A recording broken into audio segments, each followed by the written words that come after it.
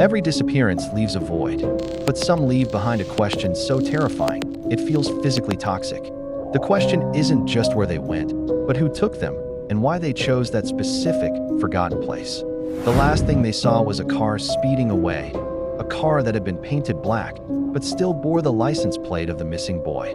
For a group of high school friends, that place was a sanctuary, a rusted-out, overgrown baseball field behind an abandoned grade school. It was their escape, their home. But for one of them, a young man we'll call Johnny, it was the final stage of his life as they knew it. To understand the terror that unfolded, you have to understand the setting. This wasn't some popular hangout spot. It was isolated, surrounded by dense, dark woods, essentially in the middle of nowhere. For most people, this would be a reason to stay away. But for these friends, its remoteness was the appeal. It was a pocket of the world where the rules didn't apply. There was only one light that still worked on the entire property, a forgotten utility pole casting a small, orange spotlight on the dilapidated bleachers. And on the perimeter of that light was the pure, absolute darkness of the woods. The constant, chilling thought was always there, lurking in the back of their minds. Someone, or something, could easily be watching them from just beyond the tree line. The truth, as we now know, is that they were. And by the time the friends realized it, the terror had already begun. For Johnny, this field was more than just a hangout. He was restless, the most adventurous of the group, constantly dreaming of traveling the world. He felt suffocated by his small town, his life, his future. The baseball field was his temporary window to another world, a place to breathe and talk about finally escaping for good. But there was always the backdrop of the woods. A witness, one of Johnny's closest friends, remembers the feeling vividly. He said that when you're out there and the conversation lulls, your eyes inevitably drift to that impenetrable blackness.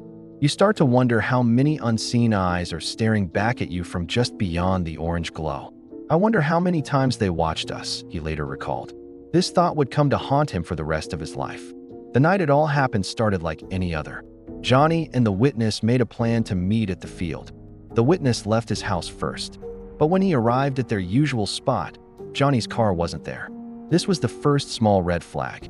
Johnny's car was distinct, not just because of its make and model, but because of its unique, memorable license plate. For PAC 207, a detail that would become tragically important. The witness went to the field alone. He walked to their spot on the bleachers and waited. 10 minutes passed, then 30. The initial thrill of his late-night walk had completely worn off, replaced by a deep, gnawing discomfort. The familiar woods suddenly felt menacing. The silence, which was once peaceful, was now deafening. He felt exposed, and a primal fear began to creep in. He drove home, checking his phone constantly. No calls, nothing. Within days, a quiet dread consumed the entire town. Johnny was officially a missing person. Search parties were launched. Volunteers and police scoured the woods, the abandoned school, and all the surrounding areas.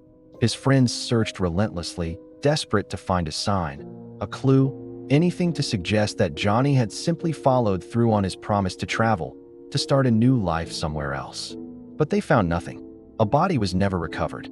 The case went cold almost as soon as it began. But the story, the haunting, twisted chapter of this disappearance, was only just beginning. For years, there was only silence. The town moved on, as towns do. The friends grew up and moved away, trying to leave the ghosts of their past behind. But you can't outrun a memory like this. Years later, the witness, now a man far removed from that small town and that terrifying night, received an unmarked envelope in the mail. No return address, no name. Inside, there was no letter, no ransom note, no explanation. Just an old, faded photocopy of a picture. It was a photo of the abandoned baseball field. The single orange light was shining on the empty bleachers, just as he remembered it. But in the distance, right on the edge of the woods, a blurry figure was visible. A man, seemingly in motion, as if dancing. There was no note, no threat, just a silent, chilling message, confirming the final, unbearable truth. The dancing man knew who had seen him that day, and he had never stopped watching. This single image reignited the terror, proving that the danger hadn't ended with Johnny's disappearance. It had only gone dormant. Now, let's connect this to the other pieces of this horrifying puzzle. The witness reported seeing something else that night, something he couldn't explain. Before he got to the field, on his way there, he stopped at a Dunkin' Donuts. Inside, he saw 3 men sitting at a table, completely motionless. They weren't talking, they weren't drinking coffee, they were just staring blankly. It was so strange that it stuck with him. Later, after Johnny vanished, another witness came forward. They reported seeing Johnny's car, painted crudely black, speeding away from the area.